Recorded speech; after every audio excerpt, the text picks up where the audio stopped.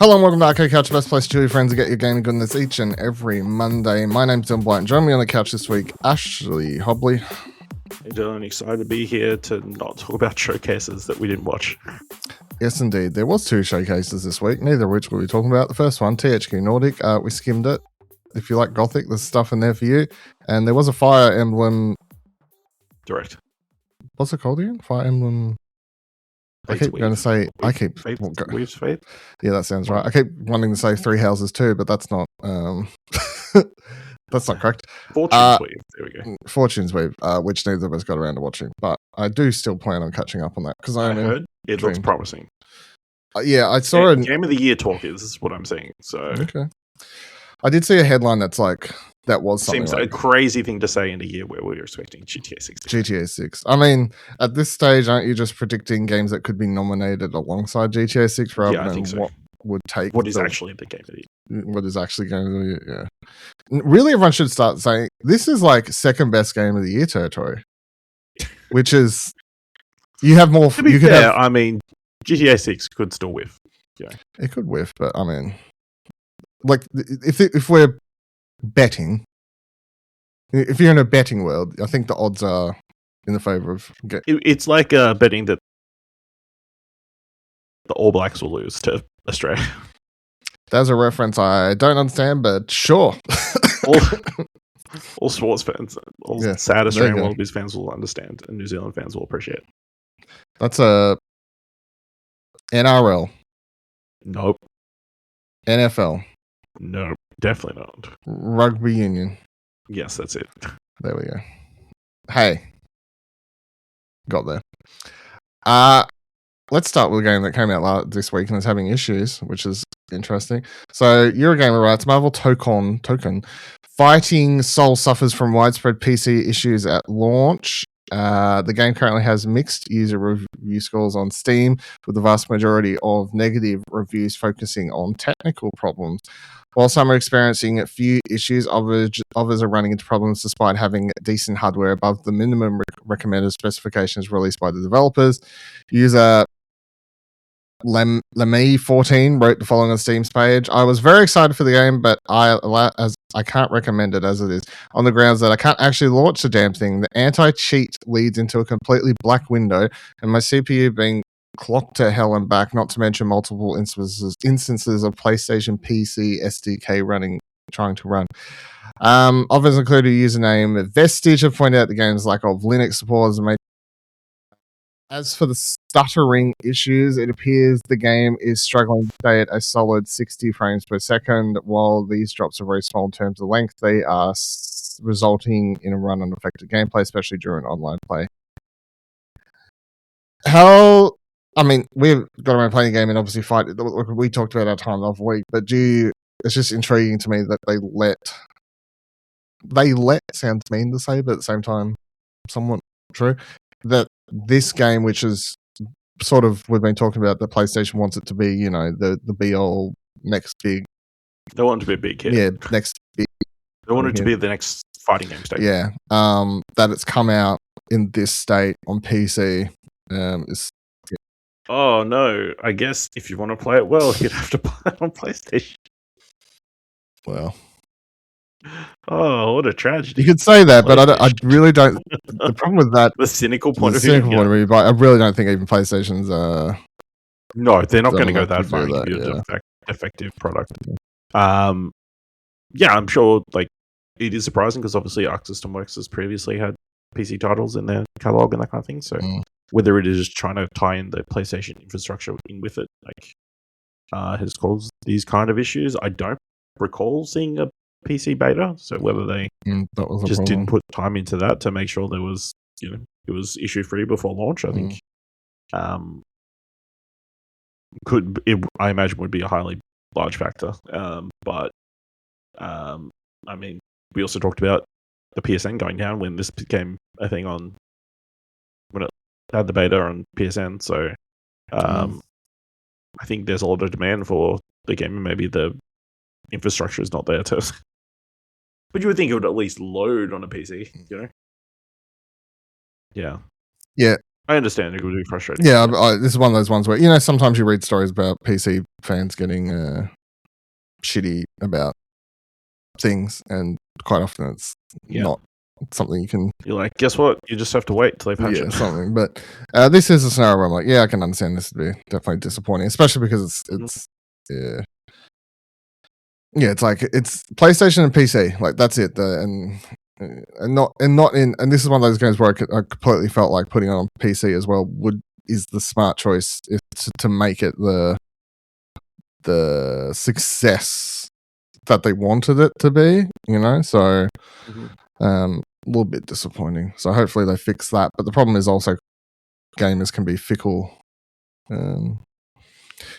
little creatures who might already be annoyed and refund it and not want to buy it and move on to something else. Be like, fuck this game. So yeah, I mean, there's no shortage of games out there. Although I don't know if there's a large number of new fighting games out there. Well, I guess the Avatar game came out not long ago. But Street Fighter's recently got a new update. So there's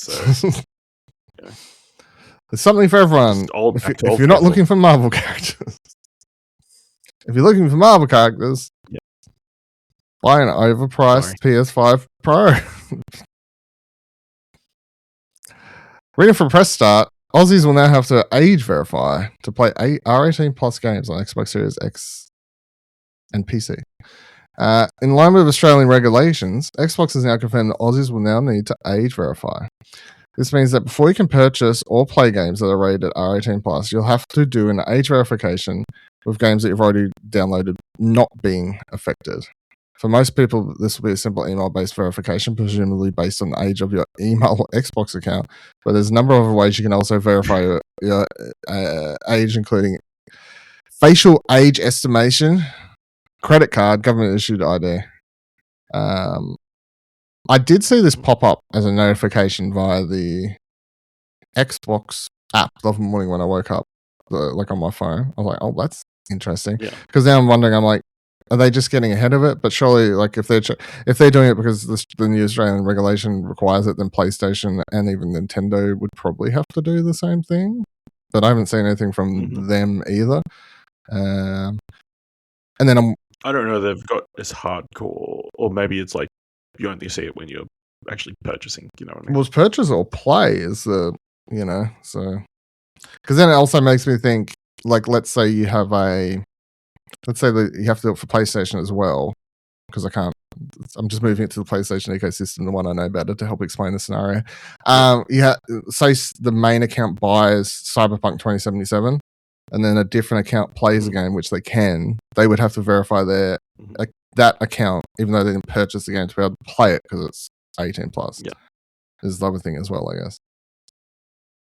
Potentially. Yeah. It's interesting nonetheless. But yeah. It's interesting. I'm seeing people get upset about it. Yeah, I was about to say, I can imagine people are. This is what people wanted. Obviously, like, people were, wanted to. There was a big campaign, at least here in Queensland, for protect the children, and that's what led to the social media ban. And we want kids to be kids, so this is only a natural extension. So if we actually do want R18 plus games available in Australia, I don't think it's too far out of too much of a ask to like prove that you're 18 to play the game. I understand that this is again like in this world of digital games and that kind of stuff, and like people are upset and worried about their data being stolen and all this kind of stuff. But I don't know. I feel like for a long time people were like, you can't trust the government, and all these corporations are out to get you. I feel like maybe we've swung too far the other way. Where anytime they do anything, everything is some sort of conspiracy. That every time the government or corporations try to do some new initiative, there's some sort of conspiracy or malintent behind it. Like the fucking Oz alert thing the last couple of weeks. People thinking it's that was funny, gonna like set off the COVID vaccine. That was the government. They've put the injections in you, and now years later you're going to wake up and be a Russian sleeper agent.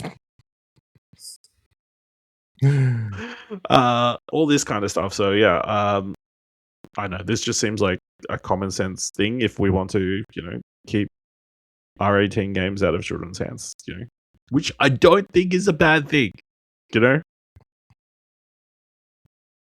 No. I don't think it should just a 7-year-old should be able to just accidentally buy GTA 6. No. Parents' I remember I had a family member who, and like the thing is, even at my age, I would have been like, I was probably like 15-ish, 15, 16-ish. Mhm. And I had a family member who was buying their son and letting him play GTA when he was like 7, 8, sort of around that age. GTA, Mhm. I guess 4, probably at the time would have been. Mhm. And I remember thinking, I wanted access to the games I shouldn't be playing. I get it, but at the same time, I'm like, that's too young. I saw him playing San Andreas once and stuff, and obviously the language in that game and everything. I was like, this is a lot for a child. But then it's the whole like parents just being like, oh, it's just a game sort of thing. Yeah, they don't care until their kid gets addicted to it, and then until they see something they don't like, and then it's actually a problem. And then heaven forbid they take responsibility for their own actions. It's the developer's fault. All these ratings and restrictions, are put in place to inform parents. But I don't have an issue with this. I assume a bunch of people have my name and data. So yeah, I also just run under the same assumption. You just one day you're just going to lose your identity, and just have to deal with it. But the risks of living in 2026. Well, it's not even a risk; it's just the reality, isn't it? It's like, what choice do you have? Yeah, either go live in a hole or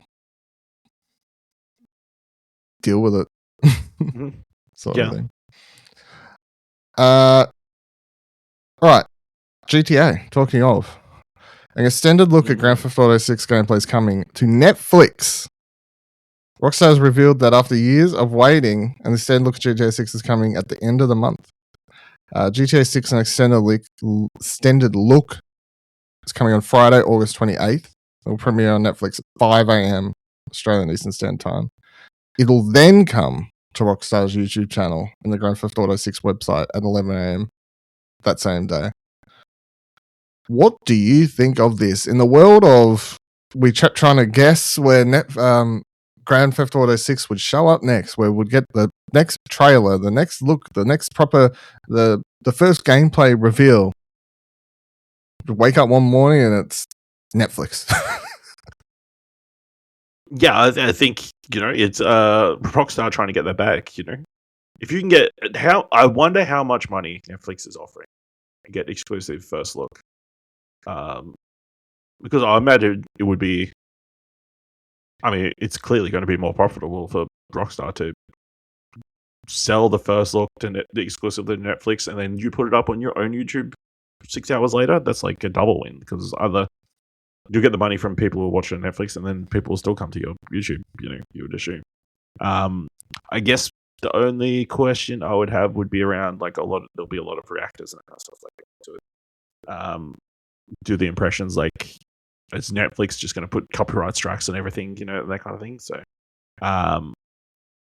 yeah, I mean, clearly Netflix see there's enough value into monetizing this first look. And it just kind of goes to show the power of GTA 6, I guess. Yeah, I mean, I thought it was super interesting and just sort of shows the world, how the world's changed, like streaming services, especially Netflix, is this huge platform, and Netflix has been trying so many different things, like the live dating viewing of things, and then obviously they have WWE running live sort of on a actual schedule on the platform now. You got the interactive shows and whatnot. The posthumous video of what's his face, that video that went up when he died.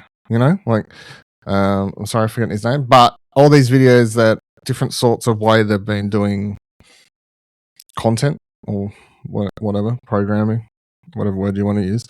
Yeah, it's really interesting. I assume they've paid a bunch of money, but I mean, it can't be as much as you might think it is, because it's not like they have the exclusivity to it. I think if it was the only way to watch this was on Netflix and Netflix only, they would have paid it out their ass for that, I would assume. Because you have to, if you're going to go watch on Netflix when it drops, you got to be a subscriber, even if you're just the standard HD subscriber level or whatever. You're not going to be able to watch it without being subscribed. There is no way to access Netflix content without being subscribed. So, how many people do you think subscribe to watch it? How many people who aren't subscribed to Netflix but are big GTA fans will subscribe or use a free membership and just forget to unsubscribe and get suckered into another payment? Like, I guess that's the plan. That's what Netflix gets out of this. Or is it just getting the Netflix? Is it like a branding thing? I don't know. Netflix more associated. Netflix more associated to the world of video games. I don't know. What do you think Netflix gets most out of it? I think just another big event. Like, I think Netflix has realized that the appeal of like event moments on their platform, like they're definitely leaning in heavily into all the live stuff with like different football matches and sporting events, or like there was a fucking skyscraper thing where the dude's coming up the skyscraper. So getting all eyes on in one place, I think they want to make a thing on their platform. So I suspect that's why, and they're like, the first reveal of GTA 6 game footage is something that everybody is going to really want to see. So, I think, I suspect it will be money well spent. I don't know if there'll be a ton of new subscribers, but like people who have a Netflix subscription will jump on, and if you're jumping on, then maybe you see something else you want to watch on Netflix. Well, at the end of it, all the recommended tabs come up, and you go like, oh, maybe I'll start watching Bridgerton. I really think Bridgerton will be in the recommendation. Well, actually, the Netflix recommendations sometimes don't make any sense, so it's possible. Or maybe I'll recommend playing Grand Theft Auto on Netflix, which I think is currently available on their subscription service. Is it? That would make sense if it was. Is there a way for me to quickly... You know that the annoying thing about the Netflix game thing is like if I was like, oh, let me just quickly check via the web tab. Can't find it there. Got to open it on your phone. I'm like, fucking hell. How's it work? Mobile games. So even then, it doesn't have a like great list. I don't see GTA. You'd think if they had GTA, it would be like they got Red Dead Redemption. I saw that. Okay, there you go. Maybe they're going to announce the GTA's GTA collection. How the fuck do you play Red Dead Redemption on the phone? This is my virtual controller. I guess so. Yeah, sure. There's not really a good way to. Oh, hold on. Can you just search? Why don't I try that? Yeah, I just searched. The extended look came up, but not the actual game. It says mobile games. Red Dead Redemption comes up when I type in. Yeah, that makes sense. That does make sense. So I guess that would make sense if they were like. Mm-hmm. Okay, interesting. Side tangent. Well, not side tangent, but. All right, continuing on in the realm of Grand Theft Auto 6, the last news story for the week. Take-Two's CEO won't rule out Grand Theft Auto 6 on disc, but says discs don't make sense anymore. Following today's release of the Take-Two Q1 2027 financials, in which it says that Grand Theft Auto 6 pre-orders have exceeded expectations and is on track to do exactly that at launch as well. CEO Strauss Zelnick has spoken at length about decision to only release the game digitally, with physical editions being limited to codes in a box. In an interview of IGN, Zelnick said, "Our business is well over 90% digital distributed. It's already a digital business. So in certain instances, especially if it's a big game, discs just..." And note, I said discs don't really make sense for the consumer. Also, most instances, you have to register online to play it anyhow. So if you're already connected, who cares if you download digitally? It's all the same and much more convenient. End quote. Continuing. So that's where the world is going, in our opinion. I think Sony understands that. We certainly understand that. It doesn't mean that we won't have physical editions now and then. I'm sure we'll in some way, and there's still vinyl in the record music business, but in other instances, it just doesn't make sense. End quote. When asked about the possibility of GTA 6 launching on disc, Selnick said, quote, I wouldn't rule out anything at this stage of the game. What we've announced so far is what we're doing at the moment, but we're always open-minded, end quote. I mean, that's sort of the end-all be-all, isn't it? GTA 6 code in a box. Yeah.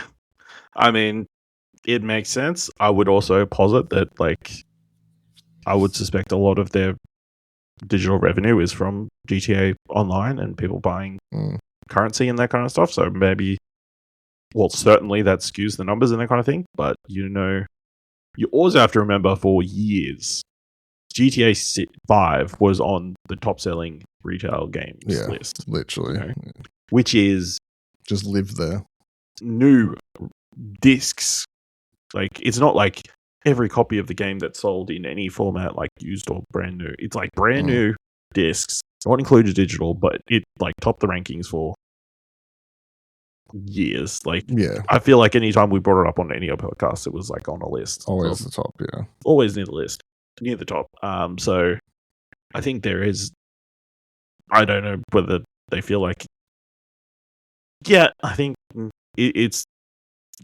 We just fall back into the same debate we kind of had the last few months of digital versus physical and, like, you know, that kind of stuff. But, you know, I mean, I'm sure from them it makes financial sense because everybody needs to buy their own copy, but was everybody going to buy their own copy anyway? So with GTA 6, it's weird because GTA 6 is going to be so big that, like, I don't know that it being physical would have changed the number of people buying a brand new copy of the game, you know what I mean? Like buying it at full price. I guess they just get cut slightly bigger. Like Rockstar's cut will be slightly bigger, but yeah, I mean, is it surprising? I mean, them being open to a physical release down the line, I think is interesting because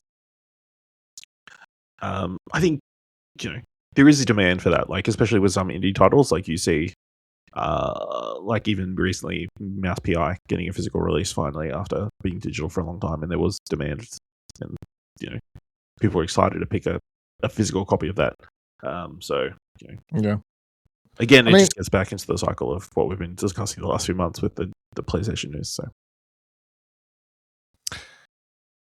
yeah,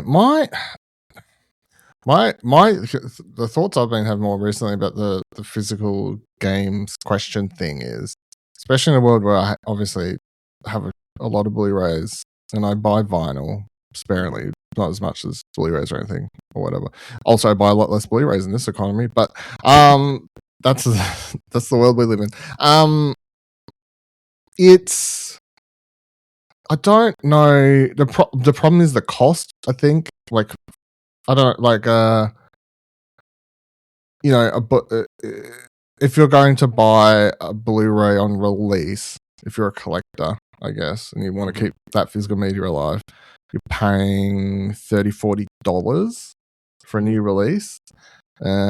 Or if we move into the more bespoke collector's edition market, you're paying, let's say, 60 to 120-ish, you know, like sort of depending on steelbook. Depending on if it's just a steelbook through to some fancy umbrella or whatever release sort of thing. So that's sort of the price range. So my main thing is, like, because of the video games as a base cost being so much higher, I don't know how it works in the same market. If you get what I'm sort of trying to say, I guess, you know, like the base level price of Grand Theft Auto is like $120 or whatever. Yeah. So the second you get into a world in which people like want to support video game physical media surviving, and then it relies on bespoke outlets to do it, it's like that's sort of fine. That's how a lot of Blu-ray releases work and survive now. Many different places in different countries do them, but the cost then is like in the $100 or whatever. It's like, what's a bespoke release of these big games going to cost? Like $200, $250. You know what I mean? Like it just suddenly it becomes a lot less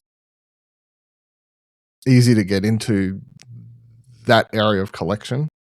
Yeah, I think it's interesting to think about because I feel like I think a lot of the issue around the pricing in video games is also like we're used to like games like dropping rapidly in price once they're out for a while. There's a depreciation in the games that isn't the case in digital, like any digital format. Like once it's set, it's the price unless there's a sale or whatever, So yeah, I think I don't know, you'd have to go to someone smarter for the financials of ins and outs of video games, that kind of stuff, and like it's a to an extent there's a supply and demand issue of like if there's technically an infinite supply of something, like can it ever be too much or too little demand for something? So I mean, like vinyl, I guess, is sort of like vinyl. So the music industry basically moved all digital for all intensive purposes. I know there was a small amount of CDs always sort of kicking around and whatnot for a while there, but the music industry basically all shifted to everyone was just streaming or buying digitally albums, and everyone just sort of accepted that. But vinyl sort of reignited for the people who do want to buy the physical item and have something to hold in their hands. And that's nearly every big release album now comes straight to vinyl straight away, and a lot of the production of that's now being handled in-house. It's not by bespoke. Like I brought the last Charlie XCX album, right? That was done by Warner Brothers directly. It's not like it's some... I'm sure there is some like outsourcing and then they resell them or whatever, but you're not pre-ordering through like limited run vinyl or something. You know what I mean? Like it's not... Yeah. Well, I'm sure Warner Brothers is paying the same company that maybe Sony Music is paying to make the vinyl and press the vinyl and that kind of stuff, because I would suspect there's only a set amount of places that still know how to make vinyl. That kind of stuff. And it's not like it's at least from what I've seen of vinyl being made, it's definitely not a mass produced. It's not like a giant factory. It seems like very handcrafted kind of thing. So I don't know how we got this from video games, but just how different mediums handle their physical media formats. And I guess the question is how, like, obviously there's different bespoke physical media video game places that exist currently, but in a world where we're now on the cusp of the cliff into the full digital age of video games, whether or not people want to accept that or not, that's sort of the reality I think we're living in. It's like how I don't actually know the answer, or I couldn't say fully predict how the physical media question is going to be answered. I mean, within video games, the only thing I can think of, like post initial release, is like all the Game of the Year editions of games that used to come out. Something that was, now that you think about it, it's something that is not common anymore. No. Remember that Arkham City cover? There would be like complete editions, whatever, of games with all the DLC included and that kind of stuff. And I assume they did reasonably well. So, they still do them, kinda, but they're digital only. I mean, yeah. But I mean, they did their own press and like full box art and all that kind of stuff. So, I'm sure there would be, if there would be demand if they decided we'll do a physical version of GTA 6. It would be a lot of, like, just for collecting purposes,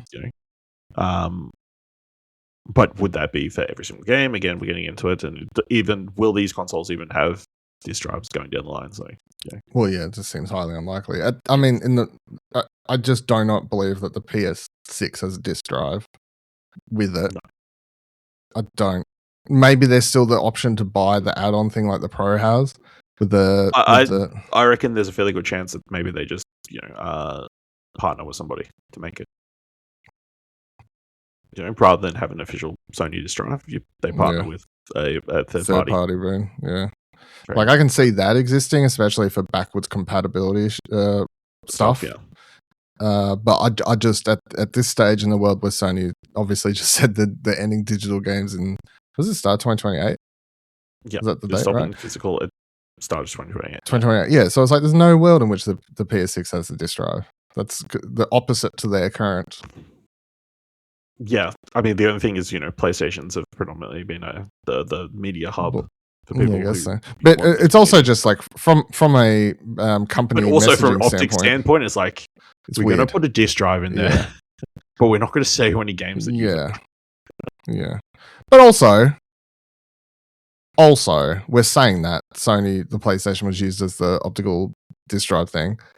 Yeah. Physical media or move, as we're also talking about, is a dying breed. So, I mean, even, your JB Hi-Fi's, the Blu-ray aisles are being shuttered in some stores completely, removed entirely for pop vinyls and stuff.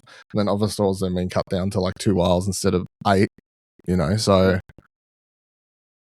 that's another realm. So there is really no reason for them to have it. Yes, it was important, but I don't think it is anymore. Like, video rental stores are dead.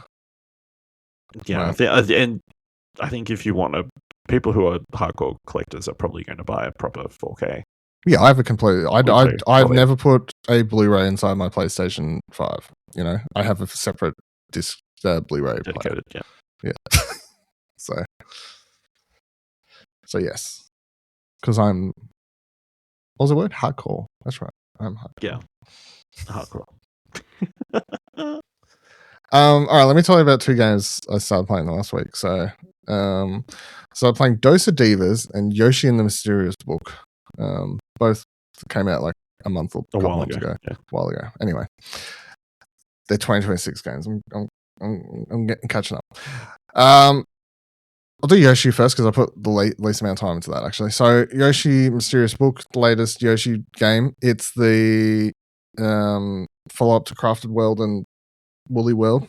I'll say so far, I think Crafted and Woolly World are a lot better. This one doesn't have, what would you call it? Doesn't have structurally normal, quote unquote, normal Mario Yoshi level design. And I sort of appreciate it. No, it's like, so the game starts as a magical book, whatever. Do this whole thing. It starts, it drops down. Bowser Jr. gets trapped in it somehow. There's a story. Yoshi's, or the Yoshis, because they all run together and then you can pick which color of one you want to play as, and I'm playing as a purple one. They, run and talk to the book. The book's like, oh my God, I don't know, he's lost his memory or something. So he's like, doesn't even remember what's in his pages. So it's like you use a magnifying glass on these pages to spot things. And then, like, say you spot an interesting creature, you click on it, or press the button on it, and then the book will be like, oh my God, this is a great find, Yoshi. Let's investigate this creature more. And it flicks ahead to a different page where you're sort of tracking entering information about these creatures that you find. And then you'll go into a level designed around that creature. And then it's like, it's not really a puzzle, a level where you got to get from A to B at the end of it. Although you are, moving across normal Mario Yoshi style world game. But you say you find the creature thing, whatever, one of them's a bee, for example, or a bee inspired thing. It's like you use Yoshi's tongue on it. It's like he swallows them. So it makes a note of that and says, oh, when you do this, it does that. And you use like the tail whip move. It's like, oh, when it does this, it does that. Or then you do other things. It's like, say you shoot the bees into other things in the environment. And it's like makes note of it. So it's like a total to like 100% the level. You got to find all the different ways you can interact with the creatures within that particular level to do different things. And some of those also then unlock like the 3. I think there's usually 3 secret sunflowers or what have you. But there's no, at least so far in what I've played, I think I'm up to chapter 3 of 6, I guess. There's no combat per se normal. And I mean, it's weird to say about a Mario spin-off, but you just mean like jumping on Koopalings or whatever, or Yoshi swallowing things or whatnot. It's a lot more kid friendly. I feel like of all the Yoshi games, the 3 they've done so far, this one feels the most almost like a targeted at a younger audience rather than just a Mario's usually a all ages family friendly franchise, whereas this one feels more directly aimed at kids, which is fine, but it does mean that gameplay I'm finding to be a little less engaging, I guess. Like, it's cute, points for being cute, but it's not super engaging me to want to keep pushing through as nice as. And also, I don't find the art style, the book art style, or whatever we want to call it, because also it's not like when you're in the level, it's like Yoshi sort of looks more like normal Yoshi, and other parts of it look more book illustrated inspired. But I don't think the art style is distinctively as unique as Crafted World or Woolly World, which had very unique, very distinct art direction for everything they were trying to do. So I'm a little bit disappointed. I don't think it's as, because I really like those other two games. So, Dosa Divas. So I started playing. This came out a couple months ago, from Outer Loop Games. Yeah, the people that did the Falcon game. What was that called? Falconeers and Thirsty Suitors. Thirsty Suitors. That was that one. Yeah. Falcon Age. Though. So you play as sisters, Samara and Amani, who basically, and then a pilot. They pilot a mech of sorts, which I still don't really have a full understanding of the lore of these things. But anyway, I'll learn more as the game continues. I feel like I'm 70% the way through it, by the way. I feel like there's like 3 chapters and I just finished the second one. Anyway, it's like, so Amani has returned to her home. I don't want to say country because it's like a fictional world or place, but it seems like returned to her country. It seems like she's been so far away. It's not like the village next door sort of thing. She's gone away and she's returned home. And everything's all topsy-turvy fucked because basically when they left, the 2 sisters with their third sister, Lena. Yes, Lena. The 3 of them were running a restaurant there, which was left to them by their parents, and something went wrong. You gather very early, and now Amani left. Samara stayed there, and now Amani's come back. And basically, when you start the game, it's like you're just entered, I don't know, let's say on the country's border for the sake of in this fictional world. But it's like you're going to make the journey to go meet your mum and dad and have dinner, and hopefully everything will be okay. And the whole time, Amara's like, I've got something big to tell them, which I haven't found out what that is yet. So I'll find out soon. But you very quickly also learn that in the time that Amara's been gone, that the Lena, the third sister, has basically replaced everything from being everyone cooking in this world, home cooked meals and doing proper cooking, into fast food inspired mushy nonsense, to the point that there's like very corporate vibes of you'll be walking around the levels and it's like speakers playing stuff that's saying like, get your leaner meals today, fast, efficient, like just real corporate junk playing constantly. There's like vending machines you can get the tubes of food out. There's one character I just went and spoke to who was like, I cooked them a meal, which I'll talk about in a second, the other side of the game, but I hand them a meal and they're like eating it and they go, oh, how do I, no, it was a child, and they go to their dad, they're like, oh, how do I eat this? I can't just suck on the tube. It's not mushy like the food I'm used to. And the dad's like, oh, you got to use your mouth to chew it, dear. And she was like, oh, that's weird. I don't know how to do that. And the dad's like, yes, back in my day, we used to have to chew on our food. Sorry, they don't understand stuff like that. So that's basically set up. Along the way, you are fighting the goons on your journey. You're fighting the goons of Lena, and then also trying to help these different villages you're sort of stopping at along the way on your journey. So it's like you fight these people, and it's RPG turn-based combat with some real-time action stuff thrown in. So Samara, Amani, and the mech thing fight. They all have basic basic normal attacks, and then a skill, of which they unlock a few more as the game progresses. And then there's the basic attacks and the skills all have different alignments, not like elemental alignments, but it's all food based. So it's like it's a spicy attack, or it's a sweet attack, or it's a whatever attack. And then enemies some of them will start and they'll have like 3 question marks below them, and maybe one of them's already revealed like what they're weak to, and then the other ones you just got to figure it out by attacking them with something and then seeing if it reveals what they're weak to. And then it has like a number next to them, so say it's like 10. It's like if you attack them 10 times with that certain amount of attack, they'll basically get not the word. They get knocked out, not like KO'd, whatever, but they're like knocked out. So then they're not attacking you, and then you can attack them, do a shit ton of damage. So the easiest way to take down enemies is to figure out what their weak flavor is, and then you attack them a few times, they get knocked down, and you do a shit ton of damage. You can just attack enemies however you want and whittle down their health and defeat them that way, but it's not really how it's designed.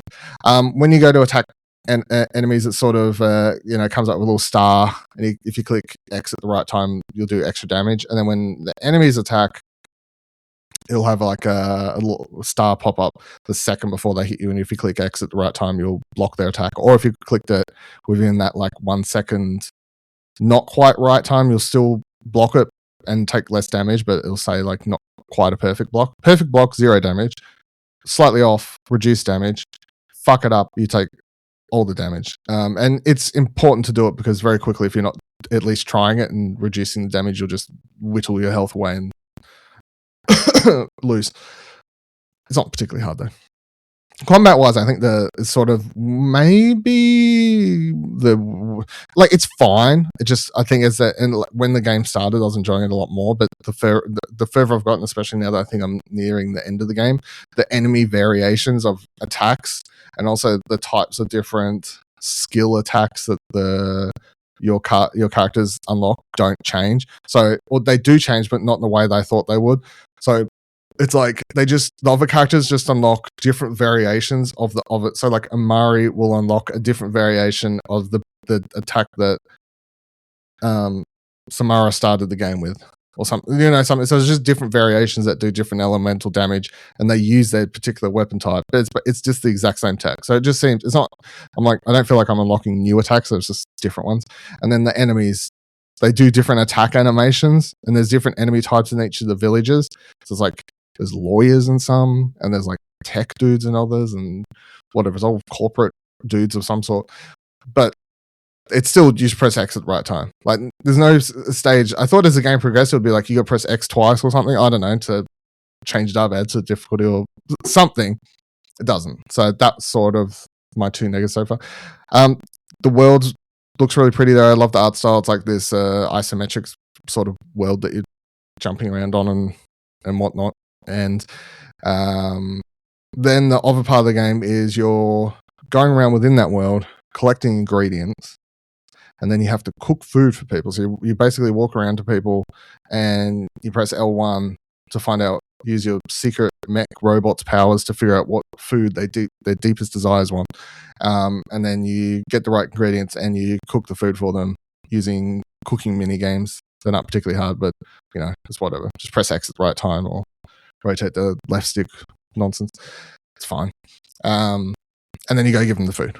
And doing that progresses the story forward, but also you can continue doing it to build up the village's rank, which unlocks stuff, of which some of it I still don't know what it does. It's like I think I've got several times now legendary scrap. Use scrap to purchase ingredients and stuff off this dude, and I've got legendary scrap, but I don't know what I do with this legendary scrap. Maybe it's an endgame thing. I don't know. Time will tell. The story, I'm really enjoying this. I think the story is really good because it's like dealing with, there's lots of themes thrown into this bowl there. I was trying to think of a analogy. Yep. You've got, family returning home. When you get to the parents, there's lots of drama there. They're like this like trying to help out the other daughter thing. It's like like family relationships of what's expected, or picking the one child over the other children, sort of thing, because they were left to run this restaurant. You've got this bickering sort of relationship between Samara and Amani. as sisters who obviously do care about each other, but have very different views and opinions on certain things. Then you've obviously got the big corporate takeover of food, the town itself. There's a part in the second village where there's apparently used to be this massive, beautiful tree has just been cut down completely and destroyed. So it's like this corporate takeover and stuff. So, yeah, I'm keen to finish it. I've been really enjoying it. I've only started the other day and I've already nearly blasted through it. So would recommend based on everything I've played so far. So, cool. All right, that'll do it for this week's episode of Arcade Couch. Let us know your comments, questions, concerns about anything we discussed this week on the show. Or send us something to discuss next week by heading to explosionnetwork.com/follow, where you can find all of our social links. And if you like the show and want to support the Podcasting Explosion Network, head on over to explosionnetwork.com/support. We'll see you here next week, same time, same channel, same couch even.